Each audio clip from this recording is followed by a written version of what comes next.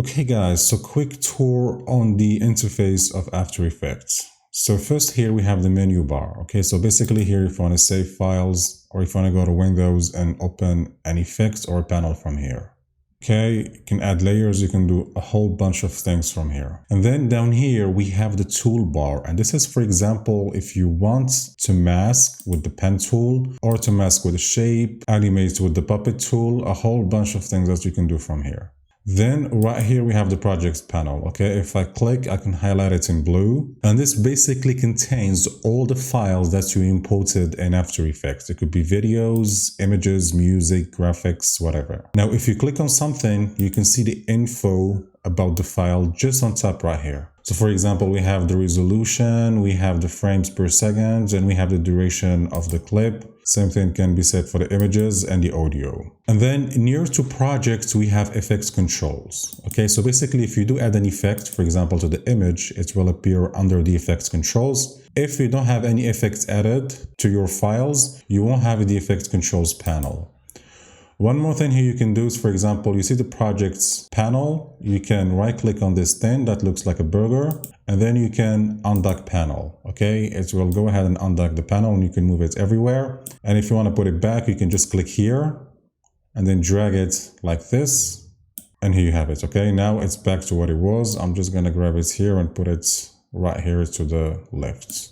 Down here we have the timeline. So the timeline has all the files that you added. And here, of course, we can play timeline to see what we have by moving the playhead like this. And you can also move the files up and down. So moving the files and the timeline does matter. So for example, we have this coffee logo on top. We can see it. If I go ahead and put it underneath the video, I won't be able to see it. Okay. So the placement of the file does matter and a timeline. And then right here, this is the composition. So basically what you see here is the composition, which is this one that you have on a timeline. If I go ahead and double click on a specific file, I will see the footage. Okay, so now I'm not seeing the composition, I'm seeing the footage. If I want to see the composition, I have to go back and click on composition. Down here, you can adjust the resolution.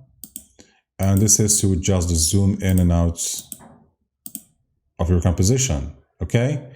These right here, we won't be needing this for now, but you're gonna need it, for example, if you're masking or doing animation and you want to have like some sort of transparent background, then yes, you can need these options right here. And then on the right, so we have all these panels that you see right here. So I like to call this the window panel. And these are basically the same panels that are available on the window. So if I go to window, you can see these panels right here. All of these are here. Okay, so they're very useful. For example, if you want character, you can adjust the type if you have any type in here, but mostly I'm going to use those for effects if I'm doing any video post-production. So you can find any effect that you're looking for just under the effects and preset panel. Okay, so this area is the same thing as this area. Whereas if you cannot find something here, you'll probably find this here. Okay, so I think we only left now with those here. And at the top, we have default, review, learn, small screen, and standard. Now these are workspaces. Okay, these are the same thing as if you go to window, workspace, and choose any workspace from here. So with workspaces, if you, let's say for example, undock this panel, you know, and then you messed up, you don't know where to put it. So you're like, oh my God, how do I put it back? For example, you put it here. You can always go to workspace and then you can reset all panels to save layouts. And then it will put everything back into place as it was. Now, finally, for example, if you want to close a project, after you save it, of course, you can just click on here, close. It's going to go ahead and close the project and just leave you with something like this. Okay, guys, so that was pretty much it for this lecture about navigating the interface of Adobe After Effects. And that's pretty much it for this tutorial.